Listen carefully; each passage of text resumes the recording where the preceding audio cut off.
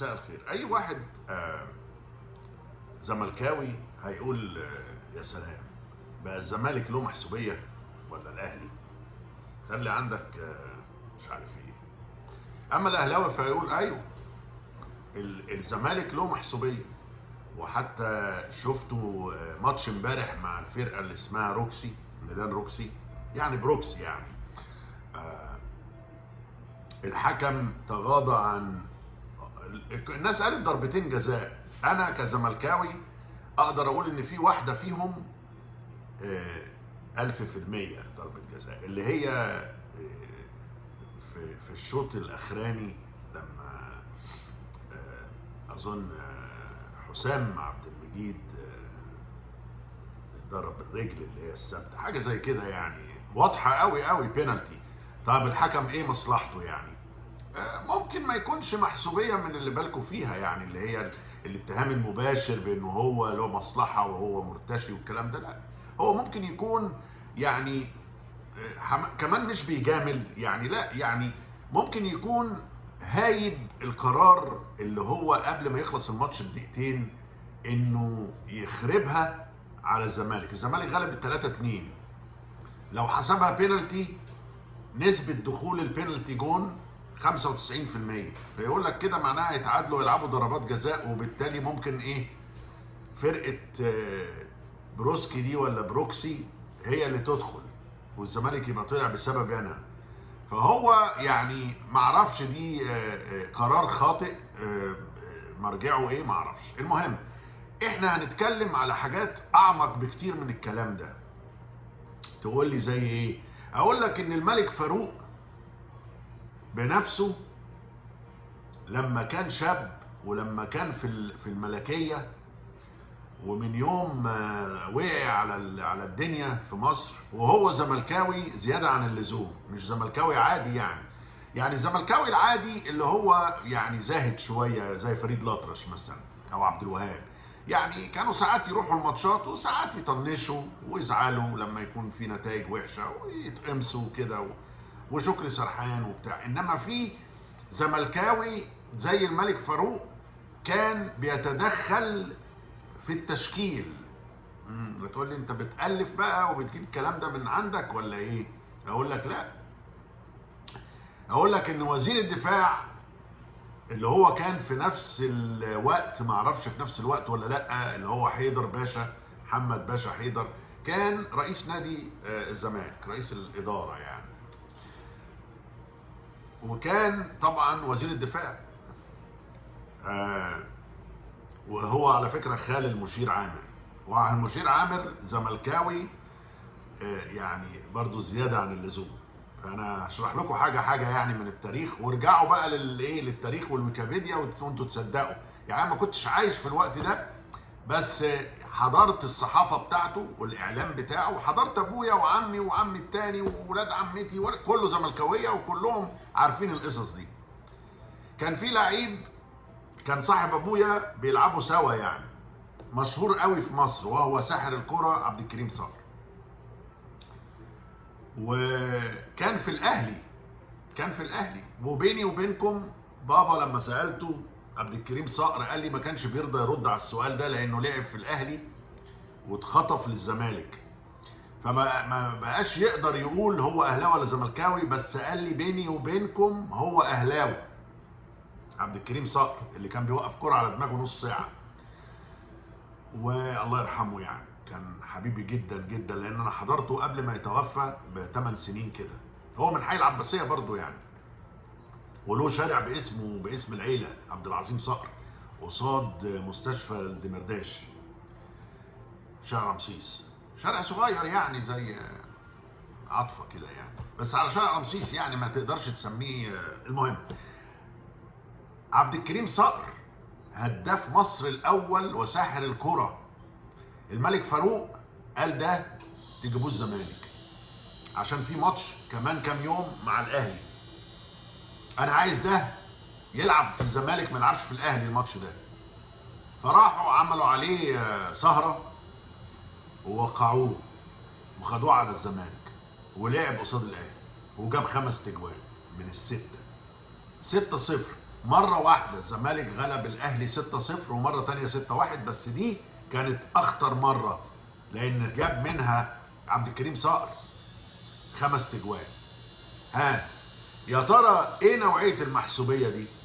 يا ترى إيه شعور الأهلاوية لما يشوفوا فريقهم بيكتسح وبيتغلب بالطريقة دي وبفعل فاعل وبفعل الملك، مش الصحافة والإعلام ومدحت شلبي وشوبير وخالد الغندور والناس اللي هي يعني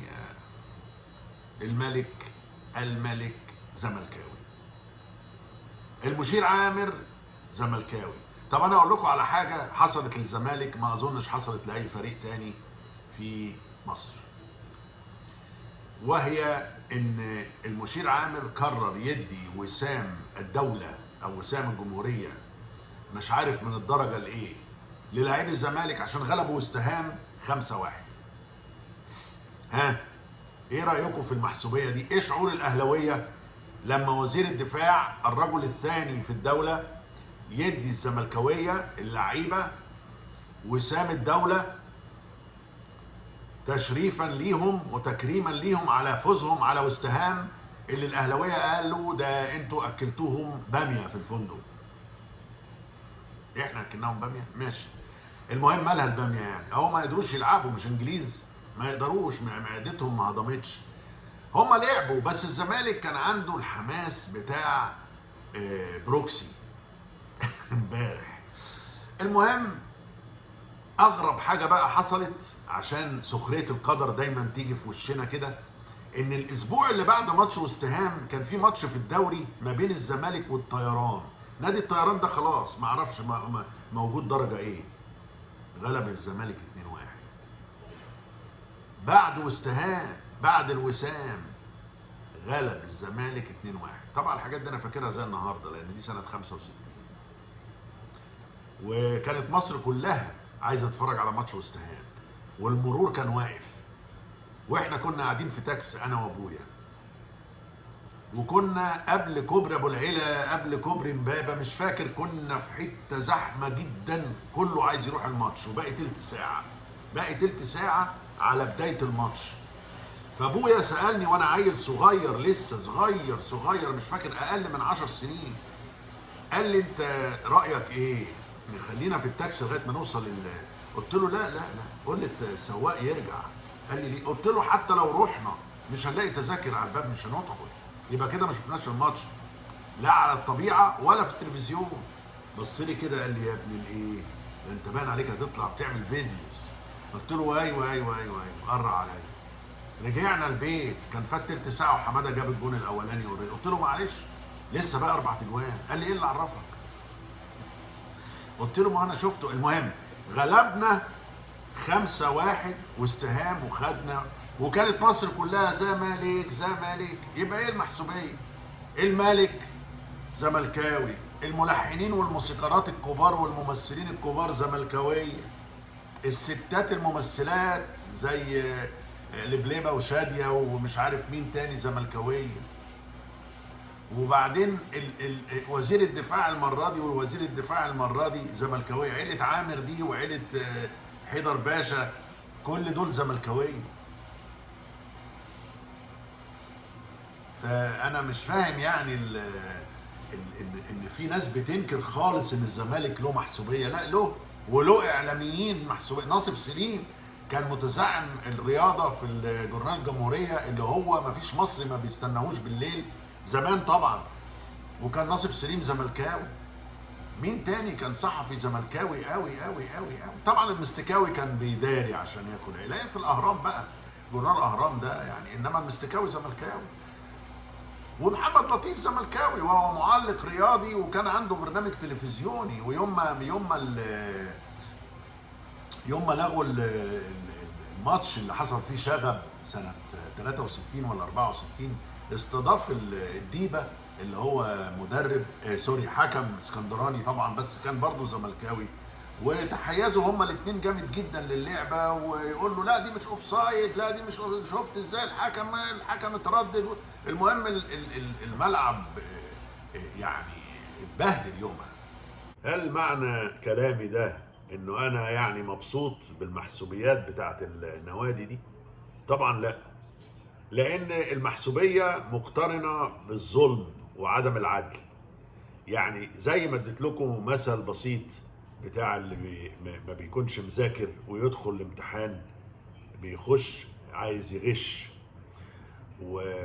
ولو غش ونجح يبقى حاجة مبنية على فالصو، على كذب وغش. نفس الشيء الفريق اللي بيلعب احسن مفروض يغلب، الفريق اللي له ضربة جزاء لازم تتحسب له. طبعا يعني الماتش ده 90 دقيقة او اكتر، والحكم ده بشر وممكن يخطأ، انما في احيان معينة بتحس ان الخطأ مقصود او التجاهل مقصود زي ما حصل من حكام يعني عناديين جدا في قراراتهم. مش زمان طبعا، يمكن 4-5 سنين، يوم ماتش المقاصة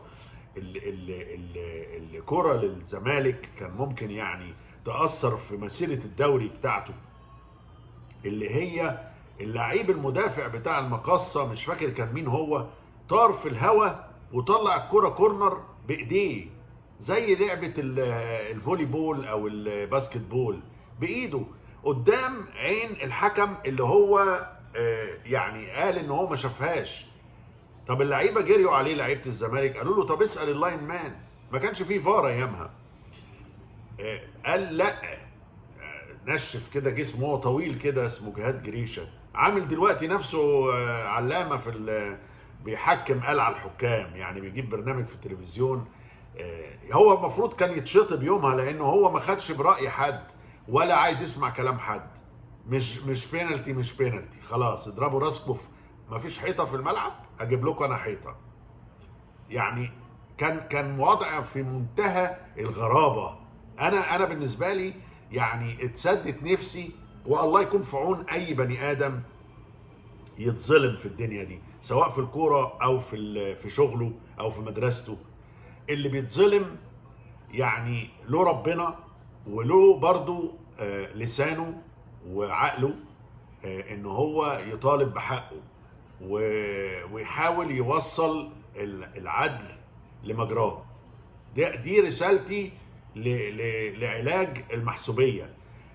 الناس اولا اللي هي بتدعي الايمان لازم تفهم ان المحسوبية دي عدم عدل، وبالتالي هي شيء محرم، زيها زي الغش وزي الكذب وزي التضليل، لانه اللي يستحق ياخد واللي ما يستحقش ما ياخدش.